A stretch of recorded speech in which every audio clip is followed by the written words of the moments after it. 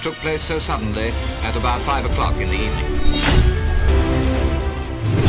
Israel ਅਤੇ ਪੈਲੇਸਟੀਨ ਦੇ ਵਿੱਚ ਇਹ ਵਿਵਾਦ ਹੈ ਕੀ?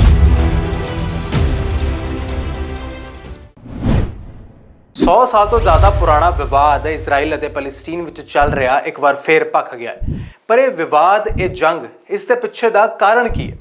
ਇਸ ਜੰਗ ਦੀ ਅਸਲੀ ਹਕੀਕਤ ਜਾਣਨ ਲਈ ਸਾਨੂੰ ਹੁਣ ਤੋਂ ਤਕਰੀਬਨ 100 ਸਾਲ ਤੋਂ ਵੀ ਜ਼ਿਆਦਾ ਪਿੱਛੇ ਜਾਣਾ ਪੈਣਾ।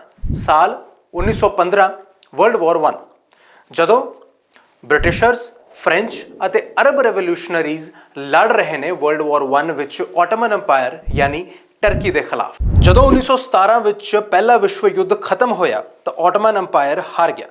ਬ੍ਰਿਟਿਸ਼ਰਸ ਨੇ ਪੂਰਾ ਪੈਲੇਸਟੀਨ ਆਪਣੇ ਕੰਟਰੋਲ ਵਿੱਚ ਲੈ ਲਿਆ।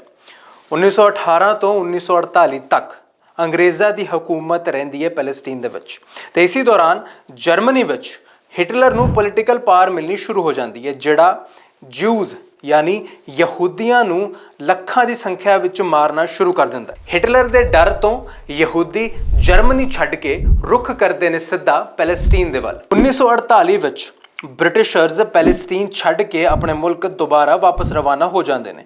ਹੁਣ ਪੈਲੇਸਟੀਨ ਵਿੱਚ ਜਿਊਜ਼ ਤੇ ਪੈਲੇਸਟੀਨੀਅਨਸ ਦੋਵੇਂ ਆਪਣੇ ਵੱਖਰੇ ਵੱਖਰੇ ਮੁਲਕਾਂ ਦੀ ਡਿਮਾਂਡ ਕਰਦੇ ਨੇ। ਇੱਕ ਪਾਸੇ ਯਹੂਦੀ ਕਹਿੰਦੇ ਨੇ ਕਿ ਸਾਨੂੰ ਵੱਖਰਾ ਮੁਲਕ ਚਾਹੀਦਾ, ਤੇ ਦੂਜੇ ਪਾਸੇ ਪੈਲੇਸਟੀਨ ਦੇ ਆਪਣੇ ਲੋਕ ਕਹਿੰਦੇ ਨੇ ਕਿ ਸਾਡਾ ਮੁਲਕ ਵੱਖਰਾ ਕਰ ਦਿਓ। ਤੇ ਇਹ ਫੈਸਲਾ ਕਰਨ ਦੀ ਪਾਵਰ ਮਿਲਦੀ ਹੈ ਯੂਨਾਈਟਿਡ ਨੇਸ਼ਨਸ ਨੂੰ। ਯੂਨਾਈਟਿਡ ਨੇਸ਼ਨਸ ਪੂਰੇ ਪੈਲੇਸਤੀਨ ਨੂੰ 3 ਹਿੱਸਿਆਂ ਵਿੱਚ ਵੰਡ ਦਿੰਦਾ। 45% ਹਿੱਸਾ ਅਰਬ ਸਟੇਟ ਜੋ ਬਣਦਾ ਪੈਲੇਸਟੀਨੀਅਨਸ ਵਾਸਤੇ, 55% ਹਿੱਸਾ ਇੱਕ ਜੂਇਸ਼ ਸਟੇਟ ਜਿਹੜਾ ਜਾਂਦਾ ਹੈ ਯਹੂਦੀਆਂ ਦੇ ਹਿੱਸੇ, ਅਤੇ ਜੈਰੂਸਲਮ ਜਿਹੜਾ ਮੁਸਲਿਮ, ਯਹੂਦੀ ਅਤੇ ਕ੍ਰਿਸਚਨਸ ਤਿੰਨਾਂ ਮਜ਼ਹਬਾਂ ਦਾ ਇੱਕ ਇੰਪੋਰਟੈਂਟ ਸਟਰਕਚਰ ਹੈ, ਕਿ ਇੱਕ ਇੰਪੋਰਟੈਂਟ ਜਗ੍ਹਾ ਹੈ, ਉਹਦੇ ਤੇ ਇੰਟਰਨੈਸ਼ਨਲ ਕਾਉਂਸਲ, ਇੰਟਰਨੈਸ਼ਨਲ ਗਵਰਨਮੈਂਟ ਆਪਣਾ ਕੰਟਰੋਲ ਰੱਖਦੀ ਹੈ। ਯੂਨਾਈਟਿਡ ਨੇਸ਼ਨਸ ਦੇ ਇਸ ਫੈਸਲੇ ਨੂੰ ਸਾਰੇ ਯਹੂਦੀ ਕਬੂਲ ਕਰ ਲੈਂਦੇ ਨੇ। ਤਾਂ ਇਸ ਤਰ੍ਹਾਂ 1948 ਵਿੱਚ ਬਣਦਾ ਹੈ ਦੇਸ਼ ਇਜ਼ਰਾਈਲ। ਪੈਲੇਸਤੀਨ ਦੇ ਵਿੱਚ ਇੱਕ ਛੋਟਾ ਜਿਹਾ ਹਿੱਸਾ, ਇੱਕ ਲੈਂਡ ਦਾ ਹਿੱਸਾ, ਜਿੱਥੇ ਇਜ਼ਰਾਈਲ ਵਿੱਚ ਸਾਰੇ ਜਿਊਜ਼ ਰਹਿੰਦੇ ਨੇ ਯਾਨੀ ਯਹੂਦੀ ਰਹਿੰਦੇ ਨੇ। ਪਰ ਉੱਥੇ ਦੂਸਰੇ ਪਾਸੇ ਜਿਹੜੇ ਪੈਲੇਸਟੀਨ ਦੇ ਖੁਦ ਦੇ ਅਰਬ ਅਤੇ ਪੈਲੇਸਟੀਨੀਅਨਸ ਹੁੰਦੇ ਨੇ, ਉਹਨਾਂ ਨੂੰ ਇਹ ਫੈਸਲਾ ਸ਼ਾਇਦ ਕਿਤੇ ਮਨਜ਼ੂਰ ਨਹੀਂ ਹੁੰਦਾ। ਉਹਨਾਂ ਨੂੰ ਲੱਗਦਾ ਹੈ ਉਹਨਾਂ ਨਾਲ ਧੋਖਾ ਕੀਤਾ ਗਿਆ ਤੇ ਪੂਰਾ ਪੈਲੇਸਟੀਨ ਉਹਨਾਂ ਦੇ ਹਿੱਸੇ ਵਿੱਚ ਆਉਣਾ ਚਾਹੀਦਾ। ਸੋ ਇਸੇ ਲਈ 1948 ਤੋਂ 1967 ਤੱਕ ਇਜ਼ਰਾਈਲ ਅਤੇ ਬਾਕੀ ਅਰਬ ਦੇਸ਼ਾਂ ਦੇ ਵਿੱਚ 2 ਜੰਗਾਂ ਹੁੰਦੀਆਂ ਨੇ, ਜਿਹਦੇ ਵਿੱਚ ਇਜ਼ਰਾਈਲ ਨੂੰ ਜਿੱਤ ਮਿਲਦੀ ਹੈ ਅਤੇ ਗਾਜ਼ਾ ਸਟ੍ਰਿਪ ਅਤੇ ਵੈਸਟ ਬੈਂਕ ਤੇ ਇਜ਼ਰਾਈਲ ਆਪਣਾ ਕੰਟਰੋਲ ਕਰ ਲੈਂਦਾ। ਯਾਨੀ ਹੁਣ ਪੈਲੇਸਟੀਨੀਅਨਸ ਲਈ ਉਹਨਾਂ ਦਾ ਆਪਣਾ ਦੇਸ਼ ਬਣਾਉਣ ਲਈ ਕੋਈ ਥਾਂ ਬਚੀ ਹੀ ਨਹੀਂ। 1967 ਤੋਂ 1980 ਦੇ ਦਸ਼ਕ ਤੱਕ ਇਜ਼ਰਾਈਲੀਜ਼ ਵੈਸਟ ਬੈਂਕ ਦੇ ਇਲਾਕੇ ਵਿੱਚ ਜਾ ਕੇ ਛੋਟੀਆਂ-ਛੋਟੀਆਂ ਸੈਟਲਮੈਂਟਸ ਬਣਾ ਕੇ ਉੱਥੇ ਰਹਿਣਾ ਸ਼ੁਰੂ ਕਰਦੇ ਨੇ। ਯਾਨੀ ਉਹ ਹਿੱਸਾ ਜਿਹੜਾ ਯੂਨਾਈਟਿਡ ਨੇਸ਼ਨ ਦੇ ਫੈਸਲੇ ਦੇ ਹਿਸਾਬ ਨਾਲ, ਵੰਡ ਦੇ ਹਿਸਾਬ ਨਾਲ ਪੈਲੇਸਟੀਨੀਅਨਸ ਦਾ ਹਿੱਸਾ ਹੋਣਾ ਸੀ, ਉੱਥੇ ਹੁਣ ਇਜ਼ਰਾਈਲੀਆਂ ਨੇ ਜਾ ਕੇ ਆਪਣਾ ਕਬਜ਼ਾ ਕਰ ਲਿਆ ਤੇ ਉੱਥੇ ਜਾ ਕੇ ਉਹਨਾਂ ਨੇ ਸੈਟਲਮੈਂਟਸ ਬਣਾ ਲਈਆਂ ਨੇ।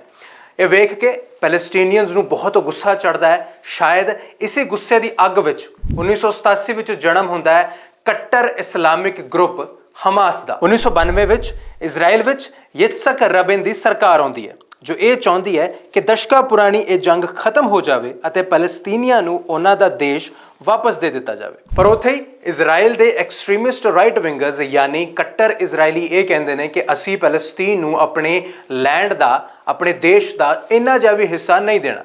ਸ਼ਾਇਦ ਇਸੇ ਗੁੱਸੇ ਵਿੱਚ, ਇਸੀ ਅੱਗ ਦੇ ਚਲਦੇ 1995 ਵਿੱਚ ਯਿਤਸਕ ਰਬਿਨ ਯਾਨੀ ਉਸ ਵੇਲੇ ਦੇ ਪ੍ਰਧਾਨ ਮੰਤਰੀ ਦਾ ਇਹਨਾਂ ਕੱਟਰ ਇਜ਼ਰਾਈਲੀਆਂ ਵੱਲੋਂ ਕਤਲ ਕਰ ਦਿੱਤਾ ਜਾਂਦਾ ਹੈ। ਇਸੇ ਦੌਰਾਨ ਹਮਸ ਇਸਲਾਮਿਕ ਗਰੁੱਪ ਜਿਹੜਾ ਇੰਨੇ ਸਮੇਂ ਤੋਂ ਸ਼ਾਂਤ ਬੈਠਾ ਹੋਇਆ, ਉਹ ਇਜ਼ਰਾਈਲ ਵਿੱਚ ਸੁਸਾਈਡ ਬੋmbਿੰਗਸ ਅਤੇ ਕਿਲਿੰਗਸ ਕਰਨੀਆਂ ਸ਼ੁਰੂ ਕਰ ਦਿੰਦਾ ਤਾਂ ਕਿ ਦੋਵਾਂ ਮੁਲਕਾਂ ਦੇ ਕੱਟੜ ਰਾਈਟ ਵਿੰਗਰਸ ਵਿੱਚ ਨਫ਼ਰਤ ਦੀ ਅੱਗ ਫੈਲਣਾ ਸ਼ੁਰੂ ਹੋ ਜਾਵੇ। Now fast forward to 2023, Gaza strip ਦੇ ਸਾਰੇ ਇਲਾਕਿਆਂ ਵਿੱਚ ਇਸ ਵੇਲੇ ਹਮਸ ਇਸਲਾਮਿਕ ਗਰੁੱਪ ਦਾ ਰੂਲ ਹੈ, ਜੋ ਇਹ ਚਾਹੁੰਦਾ ਹੈ ਕਿ ਹਥਿਆਰਾਂ ਦੇ ਜ਼ੋਰ ਤੇ ਦੁਬਾਰਾ ਪੈਲੇਸਤੀਨੀਆਂ ਨੂੰ ਉਹਨਾਂ ਦਾ ਲੈਂਡ, ਉਹਨਾਂ ਦਾ ਦੇਸ਼ ਵਾਪਸ ਦੇ ਦਿੱਤਾ ਜਾਵੇ। ਸ਼ਾਇਦ ਇਹੀ ਵਜ੍ਹਾ ਸੀ ਕਿ ਕਿਵੇਂ 7 ਅਕਤੂਬਰ 2023 ਗਾਜ਼ਾ ਸਟ੍ਰਿਪ ਦੇ ਇਲਾਕਿਆਂ ਵਿੱਚੋਂ ਮਹਿਜ਼ 20 ਮਿੰਟਾਂ ਦੇ ਅੰਦਰ 5000 ਰੌਕਟ ਫਾਇਰ ਕੀਤੇ ਜਾਂਦੇ ਨੇ ਇਜ਼ਰਾਈਲ ਵੱਲ, ਤੇ ਉਸ ਤੋਂ ਬਾਅਦ ਇਜ਼ਰਾਈਲ ਐਲਾਨ ਕਰ ਦਿੰਦਾ ਹੈ ਜੰਗ ਦਾ।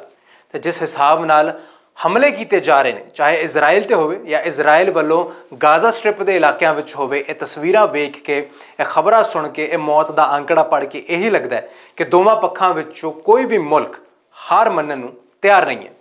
ਪਰ ਇਸ ਜੰਗ ਦਾ ਖਾਮਿਆਜ਼ਾ ਭੁਗਤਣਾ ਪੈਣਾ ਹੈ ਹਮਾਸ ਗਰੁੱਪ ਦੇ ਆਮ ਜਨਤਾ ਨੂੰ, ਗਾਜ਼ਾ ਸਟ੍ਰਿਪ ਦੀ ਆਮ ਪਬਲਿਕ ਨੂੰ ਅਤੇ ਇਜ਼ਰਾਈਲ ਦੀ ਨਿਰਦੋਸ਼ ਬੇਗੁਨਾਹ ਜਨਤਾ ਨੂੰ।